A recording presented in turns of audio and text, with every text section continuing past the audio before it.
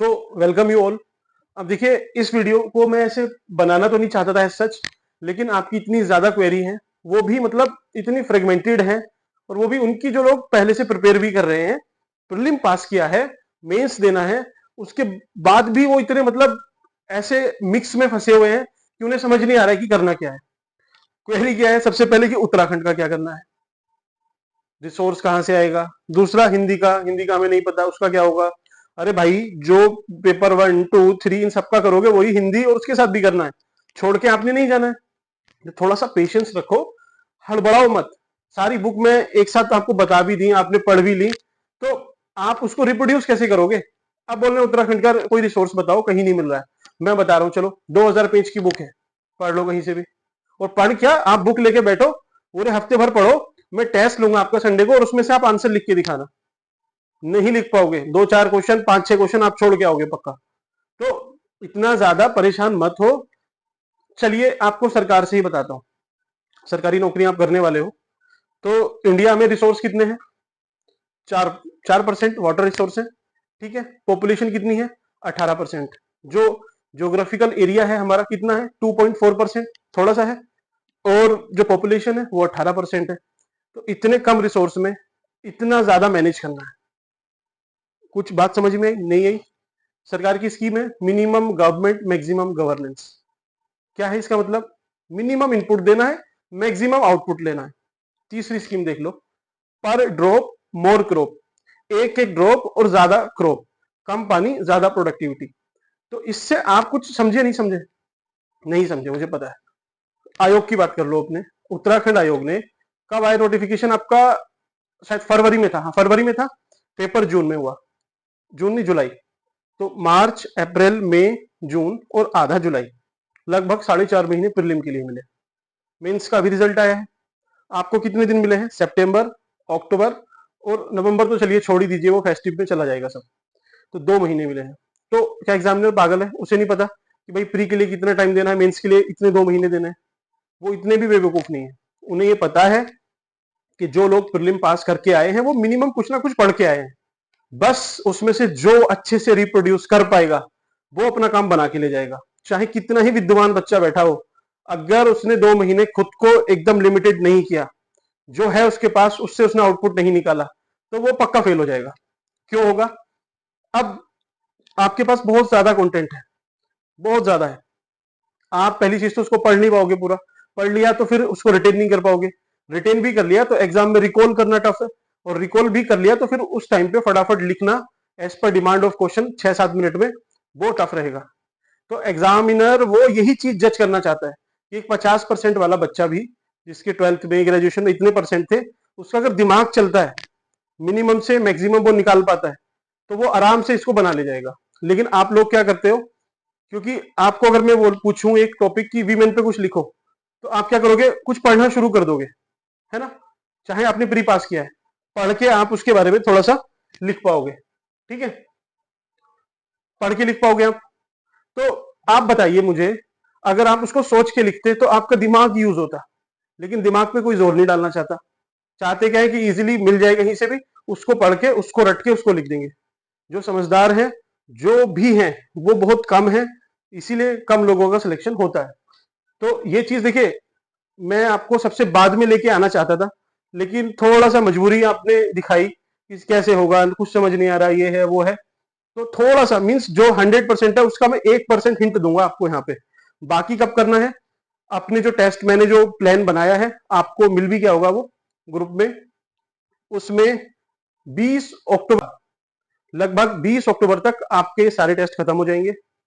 उसके बाद बस यही चलेगा, इसी का इंटरप्ले मैं आपको सिखाऊंगा। और कुछ भी नहीं आता होगा, जीरो नॉलेज होगी किसी भी क्वेश्चन की।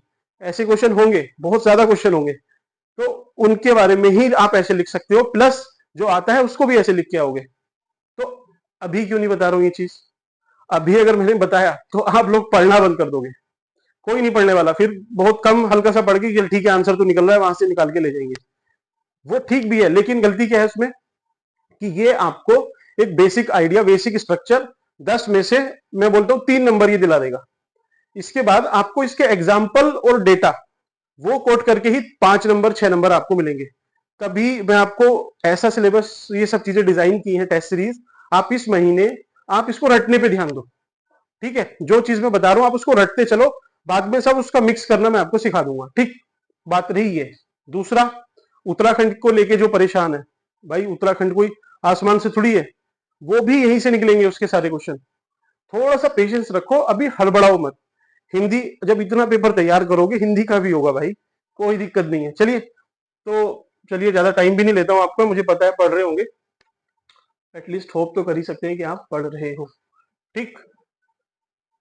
तो हिस्ट्री, अब ये देखिए ये क्या है। पहली चीज तो आपको ये याद करने में ऐसे नहीं रटना। जीएस पेपर 1 है, उसमें क्या है? हिस्ट्री है, सोसाइटी है, ज्योग्राफी है, तीन चीजें हैं, तीनों लिख ली दिमाग में फिट। जीएस पेपर 1 तीन चीजें। जीएस पेपर 2 दिमाग में ही सोचना है कि अच्छा पॉलिटी गवर्नेंस, ठीक है। जीएस पेपर 3 इकोनॉमी, टेक्नोलॉजी है कि नहीं है, एनवायरमेंट भी है, उसको छोड़ो, तीन ये हो गए, ठीक है। तो जीएस 1 2 3 हो गया। फिर फोर्थ है इथिक्स का, इथिक्स लिख लिया, ठीक। अब आप रैंडम कुछ भी टॉपिक दो, लाइव होती तो मैं आपसे पूछता, लेकिन अभी क्योंकि मैं ही वन साइडेड चल रहा है सब, तो आपको एक नहीं चार पांच चीजें बताता हूं। चलिए, पहली चीज उसने पूछा, चलिए सोसाइटी का एक टॉपिक उठाते हैं, सोसाइटी में वीमेन उठा लेते हैं, ठीक है। ऐसा नहीं कि मुझे कंफर्टेबल हो उस टॉपिक में, इस वजह से आपको भी समझ में आएगा कि इंडिया में जो वीमेन एम्पावरमेंट है उसमें क्या क्या चैलेंजेस है, या फिर वीमेन इनइक्वालिटी क्यों है, ठीक है। वीमेन का लेबर फोर्स में पार्टिसिपेशन भी पूछ ले, क्यों कम है, तो सारे रीजन आप यहीं से लिखो, सॉल्यूशन भी यहीं से जाएंगे। कैसे? कि अच्छा वीमेन का सपोज स्टेटस जो वीक है, उसका एक क्या हिस्टोरिकल रीजन नहीं है, हिंदी में लिख लेना ऐतिहासिक कारण। क्यों नहीं है भाई? जो इतनी कुप्रथाएं चलती आई हैं from ancient to modern time तक, वो एक बहुत बड़ा मेजर रीजन है। एग्जाम्पल लिख लो, सती। दूसरा है पॉइंट सोसाइटी, तो सोसाइटी का आप नहीं सोच सकते हो कि अच्छा पेट्रियार्की चलती है, पेट्रियार्की से वीमेन को एज अ सेकंड जेंडर माना जाता है, मींस सबऑर्डिनेट टू मेन, उसी वजह से उनका स्टेटस थोड़ा सा वीक है।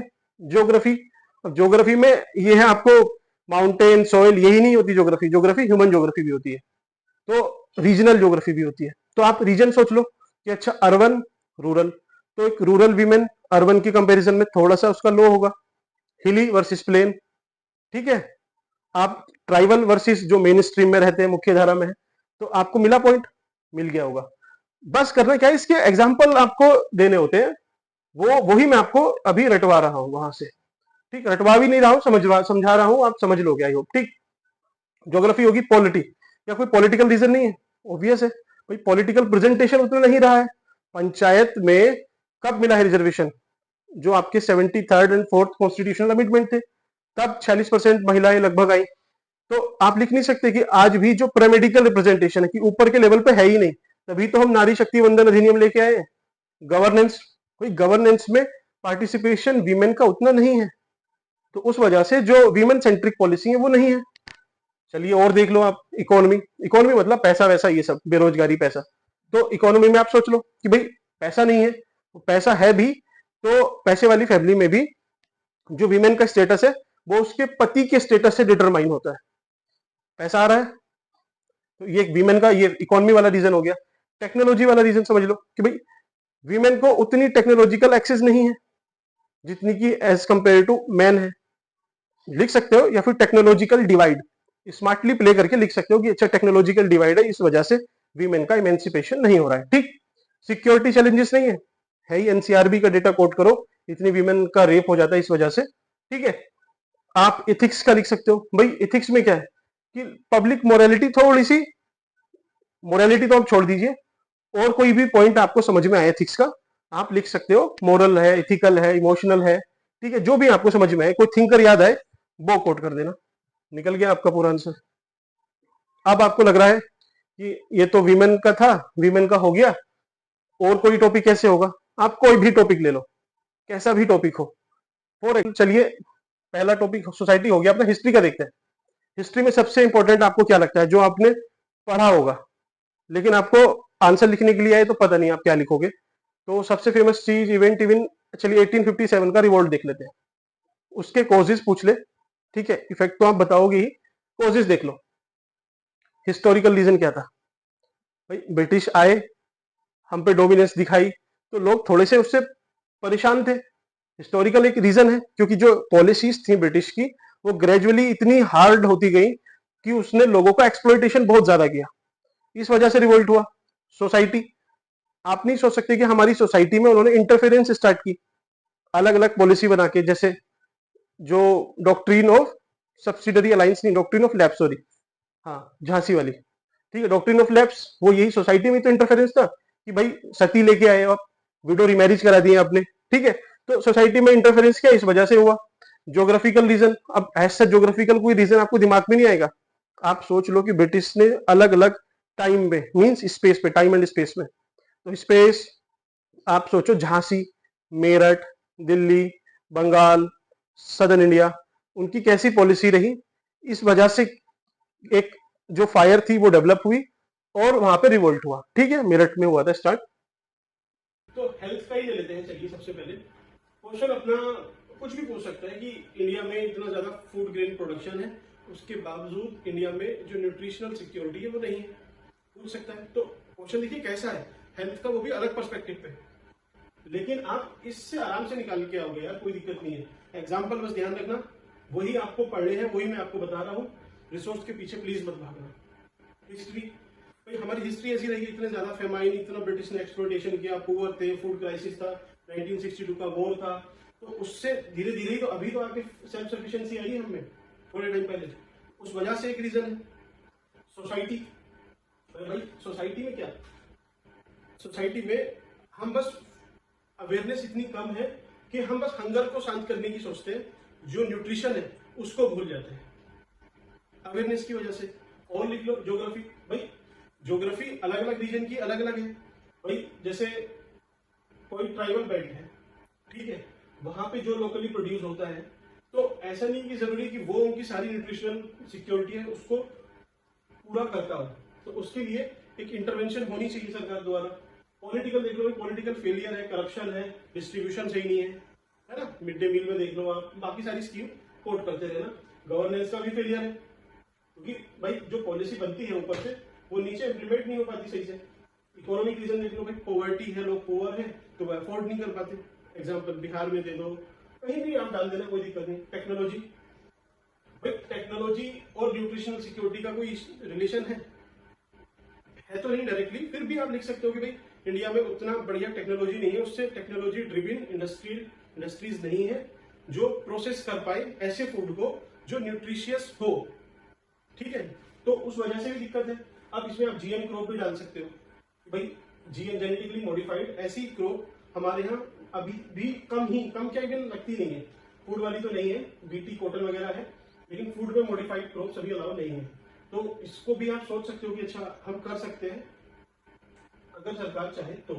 सिक्योरिटी का तो ऐसा कुछ है नहीं, एथिक्स का समझ सकते हो कि करप्शन वगैरह है, ठीक, तो आपके निकल के आगे इसके एग्जाम्पल डाल दो, ठीक है, फिर अपना कंक्लूड कर दो। तो आपको कितना कंटेंट चाहिए, तो मेन मोटो यही है कि कंटेंट के पीछे मत भागो। मैं और भी आपको बहुत सारी चीजें बता सकता था अभी, लेकिन अभी नहीं बताऊंगा, आप फिर पढ़ना कम कर दोगे। तो हर सब्जेक्ट का है, सोसाइटी, ज्योग्राफी का भी, हिस्ट्री का, पॉलिटिकल, इनके भी सब पॉइंट मैं सब बता दूंगा आपको, आप थोड़ा पेशेंस रखो, बस जितना आपको बताया गया है आप पढ़ते चलो। आप लोगों से मीन्स आपका 20 अक्टूबर तक पूरा हो रहा है अपना पूरा सिलेबस, उसके बाद मैंने टेस्ट नहीं रखे, इस वजह से फिर आपको ये इंटरप्ले सिखाएंगे, आपका जो टाइमिंग का इशू आ रहा है वो खत्म हो जाएगा। फालतू में टेस्ट के पीछे भी मत भागना, कोई आपसे बोल दे कि 30 टेस्ट है, 25 टेस्ट है, एक टेस्ट जब आप दोगे ना तो उसको आपको पूरा करने में पहले लिखोगे, फिर उसके मॉडल आंसर देखोगे, उसको समझोगे, उसको याद करोगे, एक दिन तो लगेगा। 30 टेस्ट दोगे तो 30 दिन लगेंगे, मीन्स एक महीना, आपके पास 2 महीने हैं, तो आप याद कर लो या टेस्ट दे लो, या फिर दोनों के बीच में एक मध्यम मार्ग चूज कर लो कि ठीक है मैं मिनिमम इतने टेस्ट दूंगा या दूंगी, वो पूरे करने हैं, उसके साथ अपने कंटेंट पे काम करना है और इधर उधर घूमना नहीं है ज्यादा, बस जो बैठ के उसको डाइजेस्ट करना है और फिर वहां पे जाके पलटियां करके आना, कोई दिक्कत नहीं है, ठीक है। तो वीडियो कैसी लगी, आप लाइक डिसलाइक कमेंट जरूर करिए, प्लस आप हमारे ग्रुप को ज्वाइन करिए, उसमें ऐसा कोई बार नहीं है। मेंटरशिप की कुछ क्वेरी है कि मेंटरशिप की क्या फीस है, तो ऐसा मैंने उसके लिए कोई मिनिमम बार नहीं रखा है, ना ही कुछ मैक्सिमम है, आप जितना चाहे, जितना आपको अफोर्डेबल लगे आप उसको कर सकते हैं, कोई इशू नहीं है। हाँ, इवेल्युएशन से रिगार्डिंग मैं आपको बताना चाहता हूँ, क्योंकि इवेल्युएशन में थोड़ा सा टाइम का इशू आता है, तो उसके लिए अपना थोड़ा सा पेड चल रहा है, वो मैं लाना नहीं चाहता था, लेकिन देखिए कुछ उसमें लिमिटेशन रहती है, क्योंकि अगर मैं वो फ्री कर दूंगा तो उसमें मेरे पास 100 बच्चे आ गए, 200 बच्चे आ गए, 300 आ गए, 500 आ गए, मैं कहाँ से वैल्यूएट करके दूंगा उसको, वो कितना करूंगा, वो नहीं हो पाता। फिर जो मैंने सब कुछ प्लान किया हुआ है वो मेरा सा डिस्टर्ब हो जाता।